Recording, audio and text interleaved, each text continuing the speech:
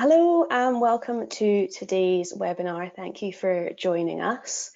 I'm just going to run through a wee bit of housekeeping before I introduce you to our speakers. So this session will be recorded and available to view on our YouTube channel early next week. If you would like to ask any questions or leave a comment, click on the questions in the control panel, type your question and press send. There will be a couple of poll questions throughout this webinar.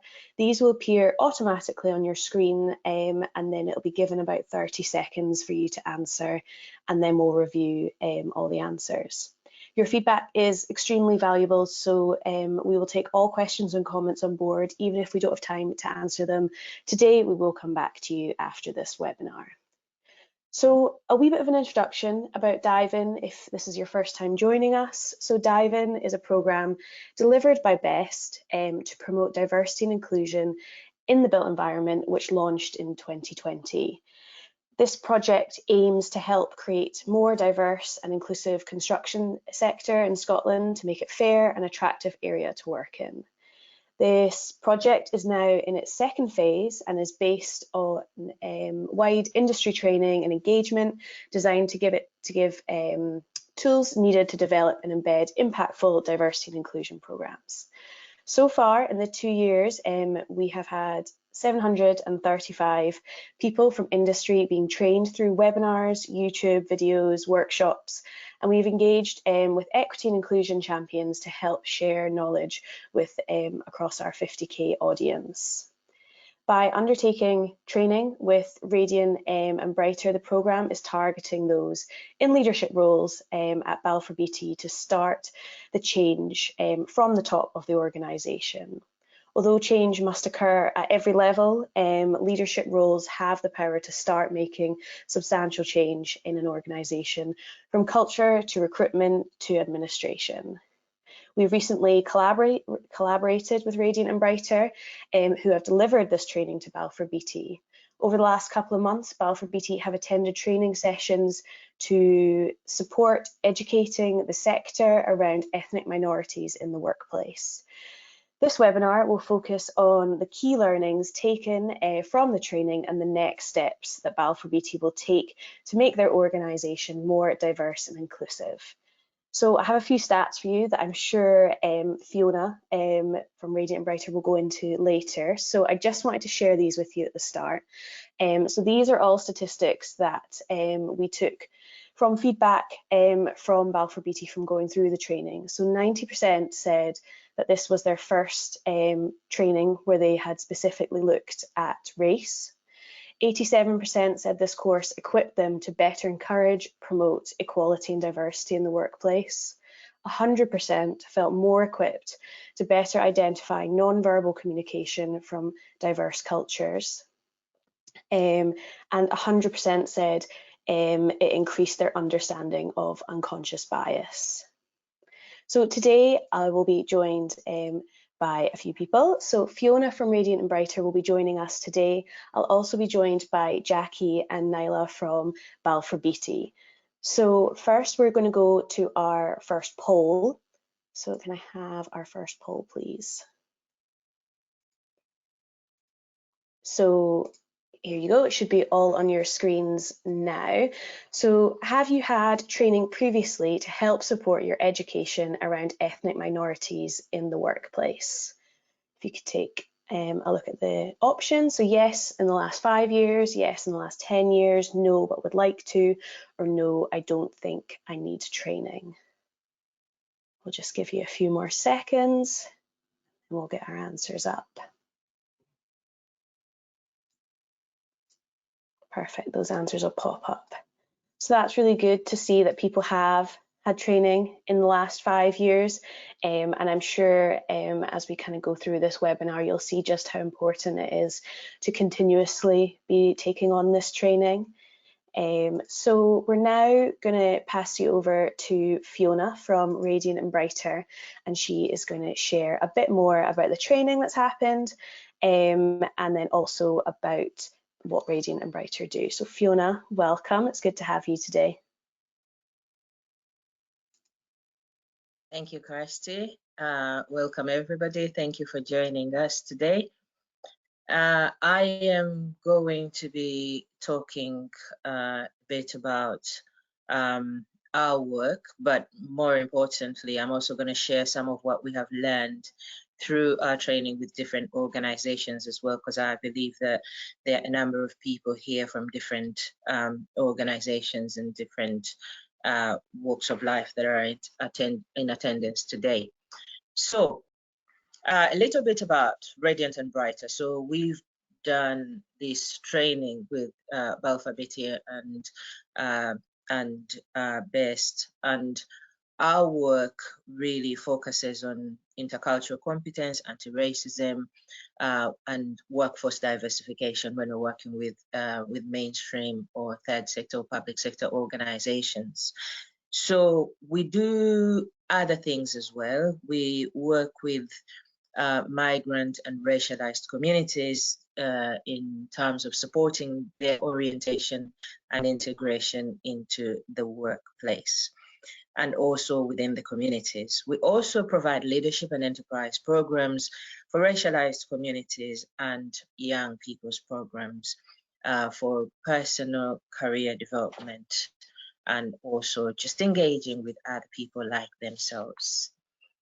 Thank you. I have support here with the slides, so thank you. Shall we go to the next slide, please? So in Scotland, we know for sure. The next slide, please. The next slide, please. So in Scotland, we know that our population is declining. We know that migration is important for growth here in Scotland, and it will help our ambitions to remain a global player. So just a little bit about our demographics and statistics here. From the national records of Scotland, we see that the non-British population in Scotland was 397,000 in the year mid to 2021, and 9.7% of the non-UK born population, there was 9.7% of the non-UK born population here in Scotland, and of that non-UK born population living in Scotland, 51% were born outside the EU. So our demographics are changing, and it is really important that organizations understand diversity of ethnicity, because if we don't, it will kind of catch us out, and we don't want to be making the same errors that we've seen in the public recently, with people using the wrong language, with people perhaps being racist without even understanding how racism plays out sometimes and what it might look like for you reputationally. But we also know that diversity increases productivity, so that's been evidenced. So we need to be making progress and moving forward. Next slide, please. So I just thought I should share a little bit about anti-racism training, because we've had different organizations and different people perhaps thinking about, should we do training, should we not? Well, what does anti-racism training do? It provides awareness and understanding. And that may sound like it is quite simplistic, but actually, without having that awareness and understanding, you cannot begin a journey on anti-racism, nor can you begin on a journey where you understand what racism is and therefore be part of the global players that are now working within a more diverse environment. Secondly, it's important to note that anti-racism training in and of itself is not a solution. It really is a starting point. It's the start of the journey. And sometimes we see organizations or groups that will do anti-racism training and straight away declare to be anti-racist. Actually, it's only the beginning. And so it's really important that we acknowledge that and that we realize beyond that needs work. So we have different kinds of training, and I've seen speaking engagements. I've seen here in Scotland we have a webinar like we have right now. We have different forms of support and training within organizations, but it's important that organizations access good training.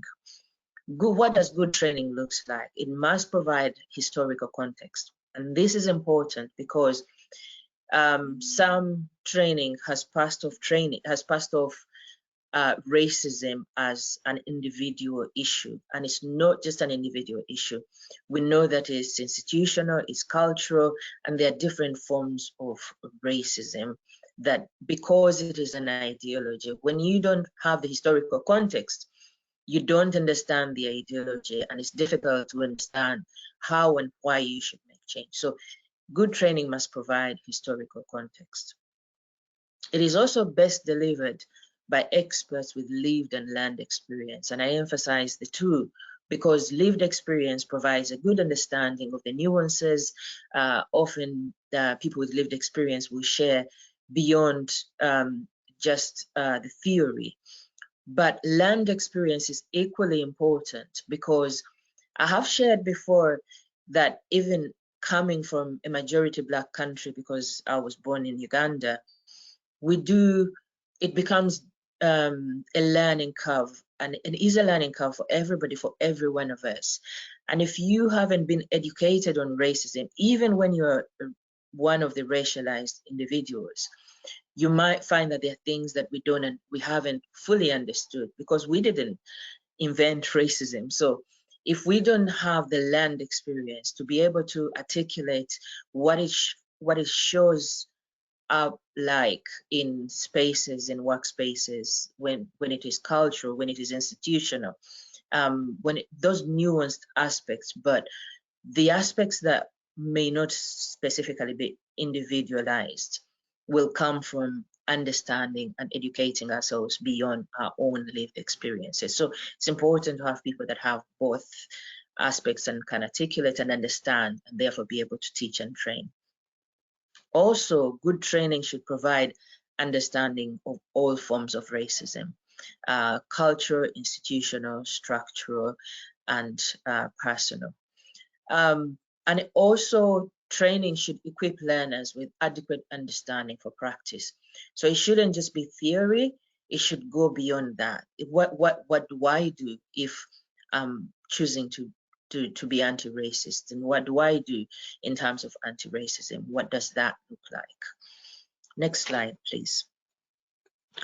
So some observations around our work, and some have been observed as we were providing this training, but it goes beyond just the training that we delivered to Balfour Beatty in our work with providing training.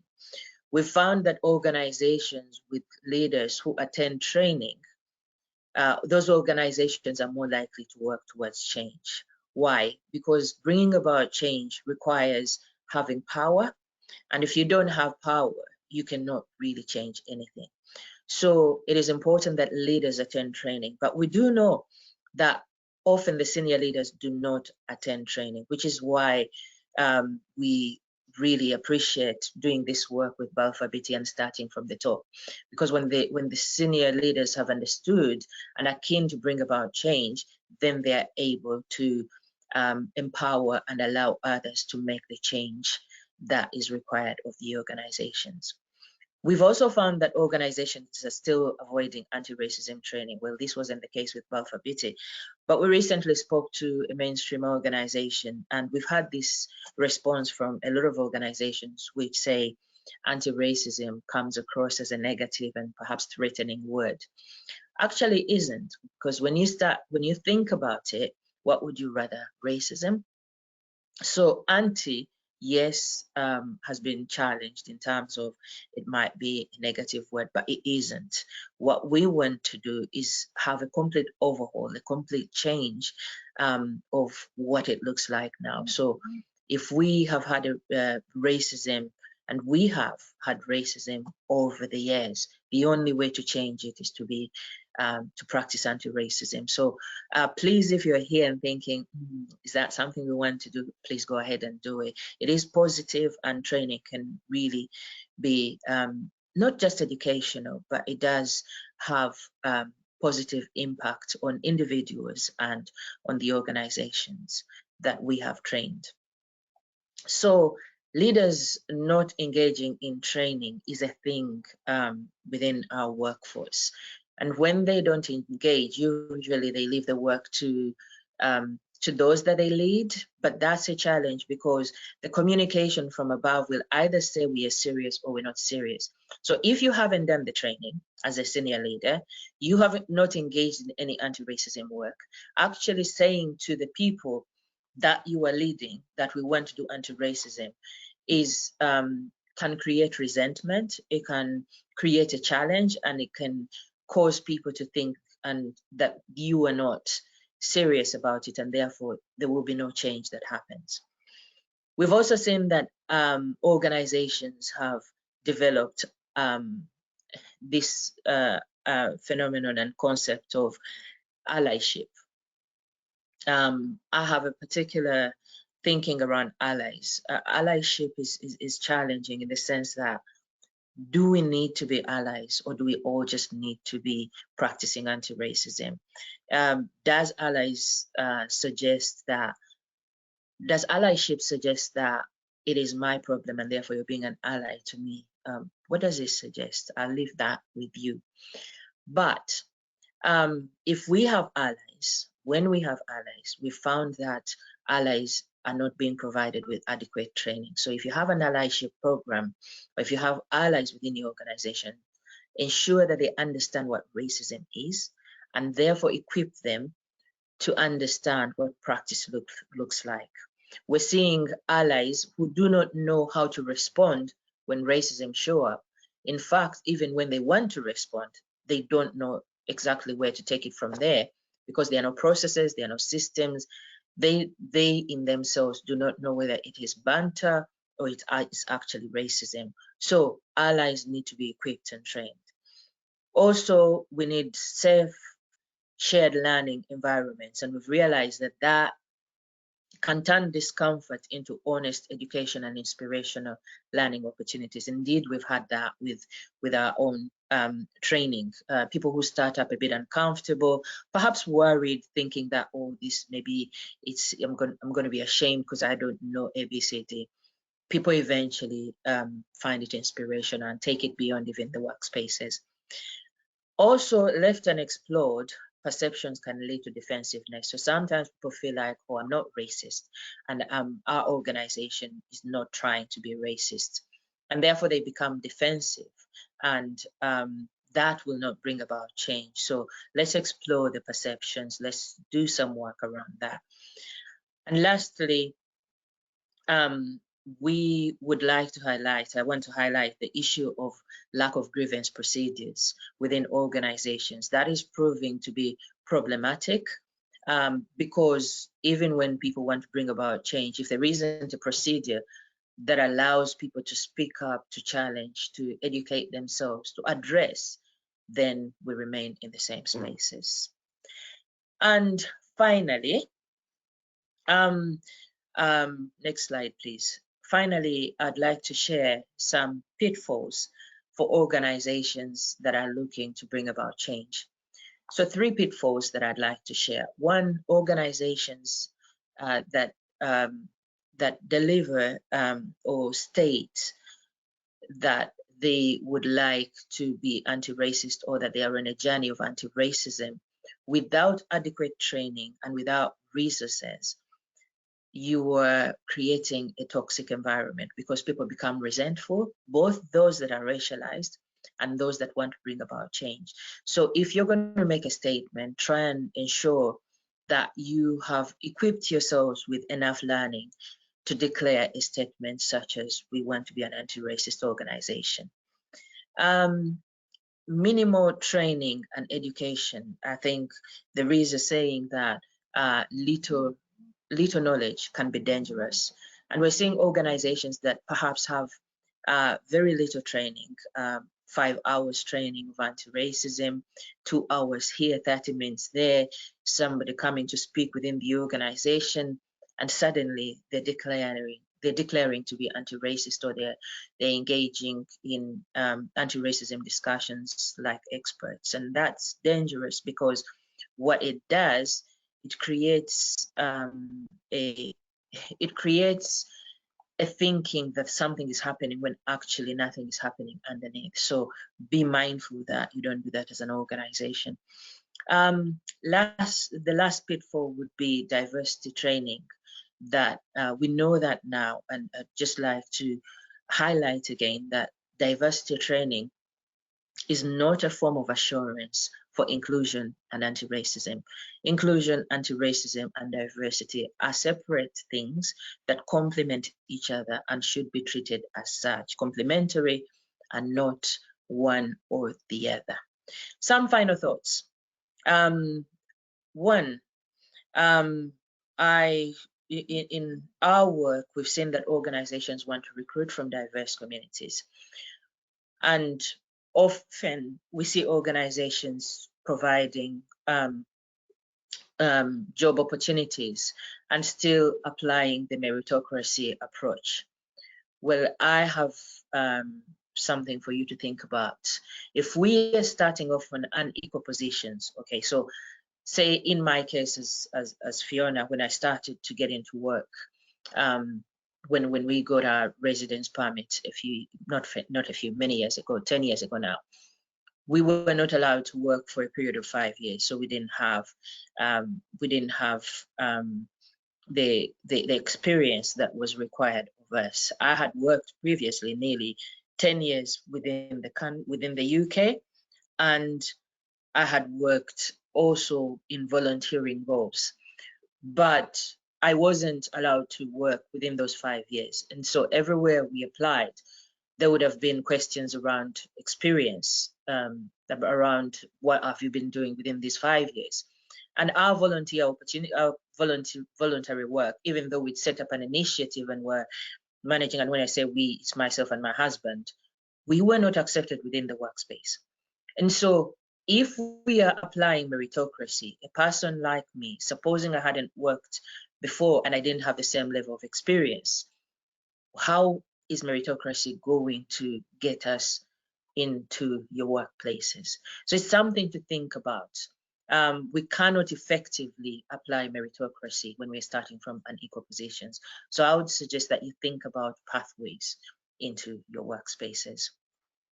I'll take a quote. There's also, it's not a quote, but I've paraphrased what Ibrahim X. Kendi has said in his book on how to be anti-racist. There is no such thing as non-racist or neutral policy. So all policies, written, unwritten rules, procedures, processes, regulations, guidelines in every community or organization or institution are either racist or anti-racist. So how do you know a policy is racist or anti-racist? Any policy which produces or sustains racial inequality is racist. An anti-racist policy will combat racism and produce or sustain racial equity.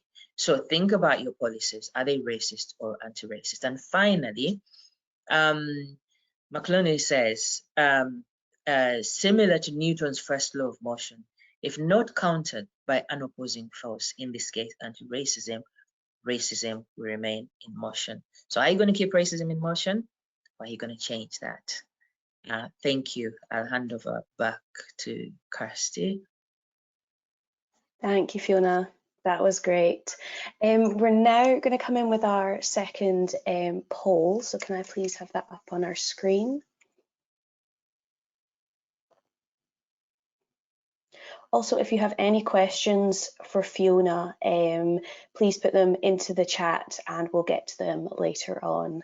So here is our second poll. So which statement best describes your organisation? So is your organisation doing everything it can within D&I in the workplace, understands the importance but still has work to do, and doesn't do enough to support D&I in the workplace? So just take a few more seconds to answer that, and then we'll get our answers up. That's great, thank you. So that's really interesting to see, and thank you to everyone So with 80% understands the importance but still has work to do. I think this is probably across most workplaces, but it's great to see that 17% are also ahead of the game in this as well. So we're now going to welcome Jackie from Balfour Beatty. She's been part of the training and is going to share a bit of the experience that Balfour Beatty have had throughout the process. So welcome, Jackie. Hi, good morning everybody. Delighted to be here today to share the Balfour Beatty experience. If we could move on to the next slide, please. Thank you. So in terms of our expectations of the programme prior to starting, quite honestly, nearly everyone who was invited did express a concern about the amount of time that they were expected to create within their diaries to attend the training programme. But actually, in reality, once most people started the programme, they didn't want to leave it in a rush. Also, D&I is a massive topic, as we all know, and there was some concern that we were focusing only on one element. And lastly, we hoped that those attending the programme would contribute, especially on teams, really to ensure that we could make the programme worthwhile. Next slide, thank you. So in terms of our personal experience of the training programme delivered by Fiona and Michael, really it helped to create conversations for most people that we actually never really thought we would be having. And that wasn't just in the workplace, but it was at home too. It was so thought-provoking that leaving the sessions, you were mulling things over, you were taking it home, discussing it with family and work colleagues. So it really helped to create some really valuable conversations personally and professionally. And participants genuinely started to think outside their own normal. What the programme did really support with was allowing participants to become much more comfortable with the language, and also creating that safe environment for authentic conversation and sharing of experiences. It was a place where we could all ask questions and challenge what we thought we knew. Equally, during the course of the programme, some staff gave examples about conversations they had around our sites and our projects or in the office, and the programme gave the confidence and awareness of self and others actually to be able to have these conversations. Fiona and Michael, through their delivery of the programme, really gave us a first-hand insight into some of the barriers that many of us have never experienced. Also, we did have a concern that perhaps people wouldn't contribute as mentioned initially. However, that proved to be unfounded, because the way that Fiona and Michael delivered the session really allowed for open conversations, and the way that the session was structured through the sharing of slides, coming back into the room, moving into small breakout groups, then bringing everyone back in, having some direct questioning, but really in a comfortable way that meant that everyone could contribute. Next slide, please. Thank you. In terms of how we think it will impact Balfour Beatty, so a few points here in terms of our community outreach programme has really been strengthened, and we're designing more targeted and relevant content. We have made a commitment to create a job pathway and continue this great work via our Right to Respect campaign. We're seeing diversity and inclusion as important as health and safety within our business.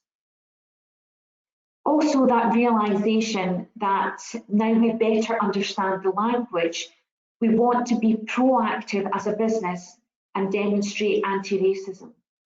And as Fiona mentioned earlier, this comprehensive training programme is really a great starting point of the journey. Next slide, please.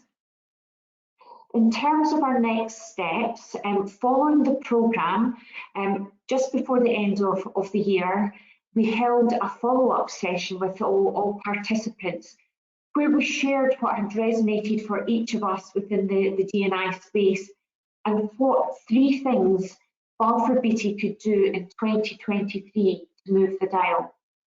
So from this workshop came a long list which we're in the process of working through and putting into place a 2023 action plan to be shared with our wider business shortly. We now have a D&I working group with new people who are empowered to own and drive inclusion within our Scotland business. Thank you.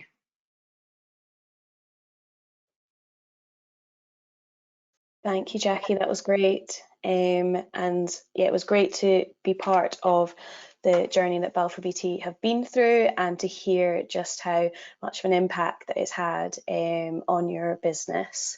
So we're now going to go in with our 3rd poll. So that should be up on your screens now. So how do you think you could improve your knowledge? This is really helpful for us to understand as we want to continue to deliver as much training and resources as possible. So is it in person, online training, webinars, or online resources? We're also going to have our Q&A session up next. So if you do have any questions, please also drop them in the chat. We'll just get our answers now. Great. Well, it seems that all types would be helpful. So that's really helpful for us as we kind of kick off 2023 and beyond. We have a lot of online resources already, and we'll be looking to do as much training as we can in this year. So we'll now, I'll welcome back Jackie and Fiona, and Nyla will also be joining us from Balfour Beatty, and we'll take some of your questions first. So I'll just wait till everyone's on the screen. I've just got some here. Great, thanks everyone. So I've got one question here. So what has been your biggest takeaway from the training? Nyla, I don't know if you want to take that one. Biggest takeaway from the training is probably being how other people feel. So being someone of colour, having probably been a minority my whole life, from being born, nursery, primary, high school, always been a minority, even in the workplace. Realising how other people feel about being the majority group, and being able to see why sometimes people behave in a certain way. So I think that's been my biggest take home. So my experience is probably different from other people's, because I was a minority in the group again, but that's how I felt about it. That's great. And Jackie, do you have anything you want to add? Yes, in terms of the programme, I think what a lot of the participants gained was to be comfortable with language, and sometimes we have a fear around saying the wrong thing, and actually the training programme helped us, to understand the use of language and the appropriate use of language. So I think that was quite a strength, a benefit from the experience of the training programme for participants. Definitely, thank you very much. I think this one will be for yourself, Fiona. So how can anti-racist training be instilled in the culture of the business, as the training can sometimes be viewed as a KPI? That's a big question. I think first and foremost, the organization needs to be interested in anti-racism. I think without that foundational desire to be working on the racism and determination to work towards anti-racism. It's ineffective, and I sound like I'm not giving a good answer to it, but actually I know that organizations that have a leadership, that have an interest in being anti-racist as an organization, and I'm still learning about being anti-racist, because that word has been challenged, that you can't quite be anti-racist because there is no end point as such, but you can work towards anti-racism. But working on anti-racism requires a deep desire. So for me, that would mean that the organization, first of all, needs to provide the resources for the learning, has to allow itself to learn about anti-racism and racism, and therefore work towards change with an assurance that they have the learning, they have the education, they are continuing to educate themselves, and that they've provided the resources to make it happen. Because there's so many other things that you need to do. You need to bring in people that are of different backgrounds, if indeed you are more of a homogeneous group. There is work that needs to be done, but even providing resources for a period of time and saying, this is the time we're going to invest into the learning, and this is the finances that are going to be made available for training and for other areas, is really a good way to embed anti-racism. Yeah, thank you very much. I've got a question here for Jackie, I think. So it's saying, I assume many of your policies are UK-wide rather than Scotland-specific. Has this presented some challenges, and do you have any thoughts on how these could potentially be overcome? Yes, so to answer the first part of the question, all of the policies that we have, obviously Balfour Beatty is UK-wide, are group set policies. I guess I'm not sure it has as such presented any direct challenges. What I can say is that different parts of the business are on different on the D&I journey. We're all at different stages, and I would be hopeful to think that some of the activities that we've taken recently within the regional Scotland business, through working with Fiona and Michael and our leadership team, and also a lot of the work that we do within our community benefits team, are helping to support our journey, and perhaps maybe in some instances we're a bit further ahead in other parts of our business. However, as a group, we have a number of affinity networks which support the D&I affinity networks, affinity groups. We also this year are rolling out our Right to Respect campaign across the whole of the Balfour Beatty UK business. So as a whole, the organisation is committed to the diversity and inclusion, and making, we're on that journey. Nothing, we're not perfect by any way, shape or means.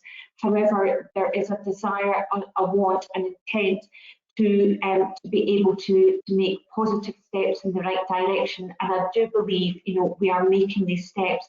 And I am hopeful, she said with her Scotland hat, is that we may be a few steps ahead in other parts of the Balfour Beatty business UK-wide. Yeah, no, I think that's great to hear, and I think, as you say, this journey doesn't have really an end point. It's a kind of continuous learning, so that's really important. And Nyla, I don't know if you have anything to add, being involved in all the social impact, if there's any parts that you want to add to that. I think the social mobility piece is a big part of my job. So being able to look at, the demographic of our business as it is right now, I've got a real focus on trying to help change that. So we're really being proactive in targeting groups and organisations and communities to try and raise the profile of our industry. And I think this training has allowed us to do that with a bit more confidence. I feel happier that we've got leaders who would be able to now support people from different backgrounds for placements and internships and those kind of things, which actually I wouldn't have the same confidence in other parts of the business. So like Jackie said, I think we are showing leadership, not just within our industry, but within Balfour Beatty here in Scotland doing this. Definitely, thank you very much. One for Fiona, or I guess actually anyone being HR backgrounds as well. How can organisations change their job application process to eliminate bias towards applicants starting from unequal positions? So first I will answer the actual question, and then I will suggest something beyond that. So in terms of job applications, I think it is important to look at the language that you're using. It is important to ensure that the language is not is understood by people beyond your own organization. So not just I see some organizations, unless you're in a very industry specific, and you need people who understand DGT and BCD and whatever those words mean, you want to think about that. But also, but what I want to say is really beyond the application. The policies that you apply to recruitment. So recruitment is the issue. It's not necessarily always the applications, because sometimes people might get through the application to maybe stage 1, or they might not even get to stage 1 because of the recruitment processes and practices. So first and foremost, you want to ask yourself, do you have people on the panel that will interview if people get through to the interview stage that understand people of different backgrounds? So we supported an organization that was recruiting very high level. And in their recruitment, they had people that understood the organization as in its systems, not in terms of how well they could deliver the work, but in terms of they were whether they understood the institution that was recruiting. So that is the politics, the engagement with the people, and that kind of experience. But then we had another candidate, and these candidates had come through to the stage where we are now choosing candidates. And we had another candidate who had not worked in an institution, but came with vast experience for the actual role from outside of the industry, outside of the institution, but had worked in several other industries and was going to be able to bring a high level of expertise. So they were both experts, and the decision fell to, do we choose somebody who understands the organization, or do we choose somebody who brings expertise outside and transforms the organization? And we went for the other, for the one that had the expertise outside of the organization. But to get to that stage required my input being on that panel, because somehow the bias was not very visible to those that were recruiting in terms of what they were looking at. And so it's really important that you have people. But even as we got to that stage, I was involved, and as Radiant and Brighter were involved in the sifting stage of the applications all the way to the senior level, to the last stage. And when you don't have people that understand bias, that understand what racialization looks like, it's going to be difficult to bring people even to the stage of taking on the applications. But also, when you were recruiting, if you were more of a homogeneous organization with more white people than Black people, you want to reach out through agencies and through groups that engage with people of color. The reason being, typically, even if people think to apply, there is now more understanding that, do I want to be in an organization like that if I have already experienced racism and abuse from other organizations? So it's important that you're looking at the whole process all the way to the last stages of recruitment, rather than just the application process. I hope that answers the question. That's great, thanks, Fiona. And one for Jackie and Nyla. This is quite a long one, but how much did you recognise that you needed to do more in this area and how far have Balfour Beatty come, and how are you evaluating that process? Kirsty, could you repeat it, because there was three questions there. Yes, so I guess, when did you start to realise that you needed, or Balfour Beatty needed, to maybe kind of push forward and take on this training, and how are you evaluating kind of where you started and where you're going? Yes. Nyla, I'm happy to kick off. So just a little bit of context. Obviously, like every business, we look at statistics, and we use power of BI to collate different statistics across our business, female, underrepresented groups, and we challenged ourselves as a leadership team to really question, you know, are we an inclusive employer? And what we kicked off with was undertaking a piece of research. And Nyla, I don't know if you want to talk a bit more about this anti-research, but we commissioned a piece of research through an organisation called Asante. And Nyla, maybe, you know, I know that you're quite knowledgeable about the research since you were involved, if you want to share a little of that. Yeah, so I think Jackie, myself and Carol Milligan, our finance director, probably spoke this time last year and decided that we wanted to do something, but we didn't know what, and we didn't think of ourselves as an authority. So we thought, right, we'll just kind of stop everything and we'll try and put some science behind it. So we commissioned Asante Research, and their challenge was to, between focus groups, telephone interviews, face-to-face interviews, was to give us some data and knowledge about what people from minority groups, what the barriers were for employment in our industry. You know, was it people were joining and then leaving, or was it they weren't joining at all?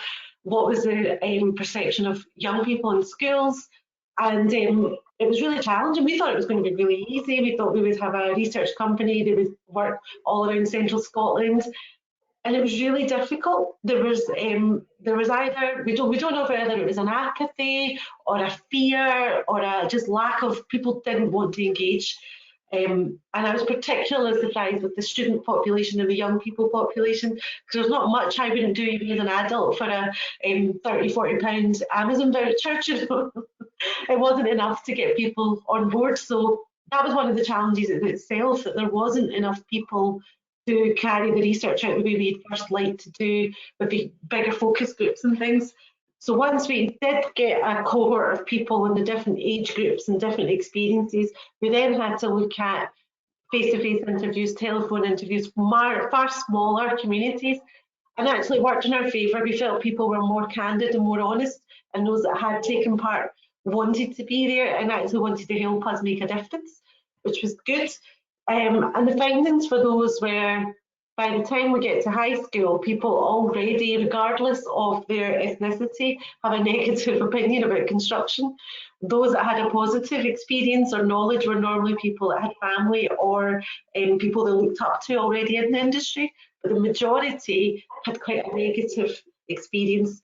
And one of the things that with my legal colleagues within Balfour Beatty made me laugh is that there was a big drive within minority ethnic groups that medicine and law were a good career, construction wasn't, and construction was much harder than those, and they were going, what do you mean it's harder? You know, I had to study just as hard as anybody else.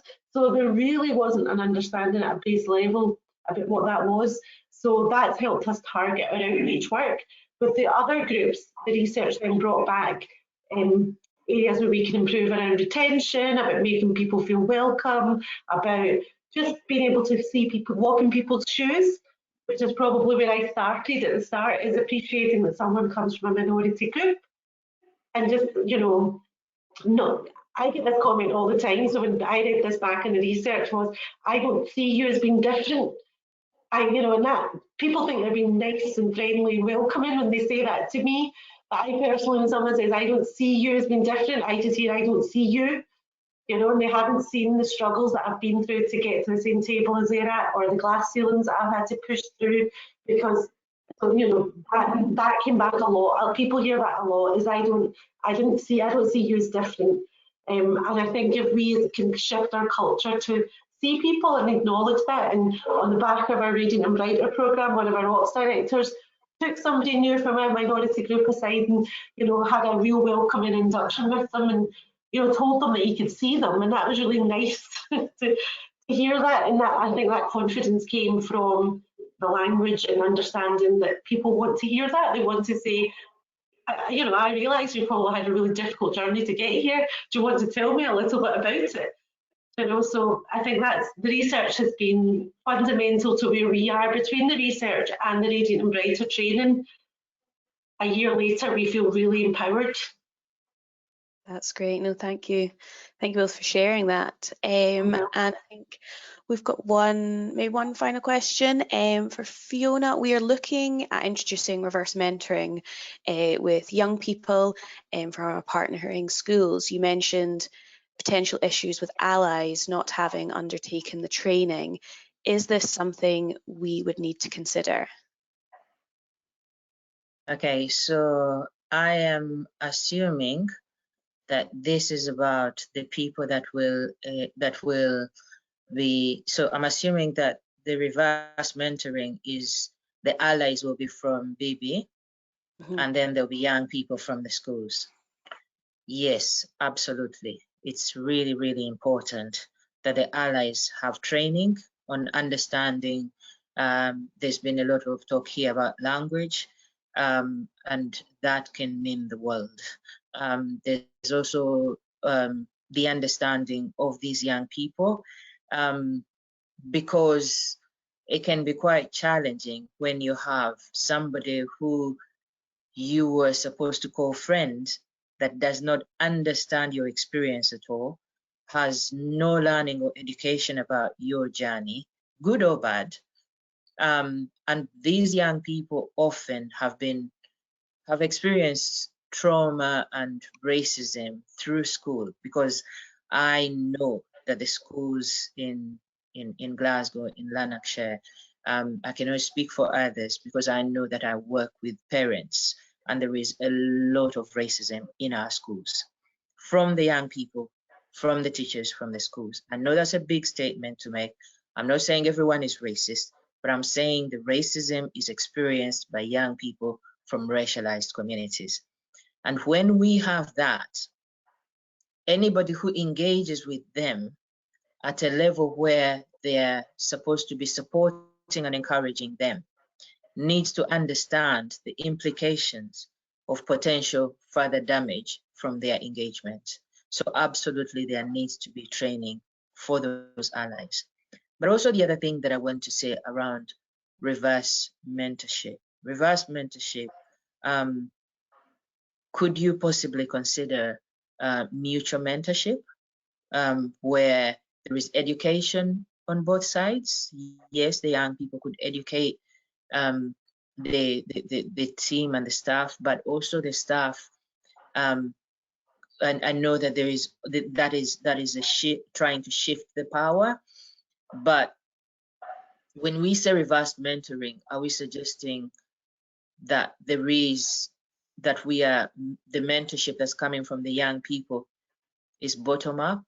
Are we suggesting that they are less educated? You know, I would call it mutual mentorship, and I would allow for the learning to happen on both sides, but there is absolutely a need to train the people individually that are going to engage in it, to bring together the young people with those who are getting trained, to ensure, those who are going to be experiencing the mentorship, to ensure that there is clear understanding of what the expectations are on both sides and what learning has taken place, and where, because you want the young people to be empowered, to have the confidence to say, you know, here in Scotland, I hear people, you know, without knowing, they will use a word like, they will use maybe a word like colored people instead of people of color, or, you know, we don't use the word colored anymore. And young people are very educated now. They know that you can't use that. So the moment you use that word, that is the wrong word, they will shut down. but they won't tell you because they've not often been empowered to speak up and to challenge. And they see you in a position of power regardless of how you try to shift the power. So if you educate yourself, you're better able to shift that power and allow for better learning on both sides. Thank you, Fiona. And I think it just shows that these conversations go so far past the workplace and into every part of our lives. So that's amazing for sharing. And Jackie and Nyla as well. Thank you all for joining us today for this kind of roundup of the training that Balfour Beatty have been through. I know it's just the start. And as well for the DIveIN programme, we are going to be continuing the work. We're going to be having events later this year, so please do stay in touch. There is links being dropped into the chat where you can follow everything that we are doing. So thank you to our audience for joining and for all of your questions. They were really great, and thank you for sharing. And we've posted a few details, as I said, and relevant links in the chat. And if you have any feedback for us, please do get in touch. And if anyone has any questions about how they can start, continue, progress their D&I journeys, then again, please get in touch with us and we will try and support in the best way that we can. So thank you everyone today. It was great to speak to you. Thank you. Thank you. Bye. Thank you.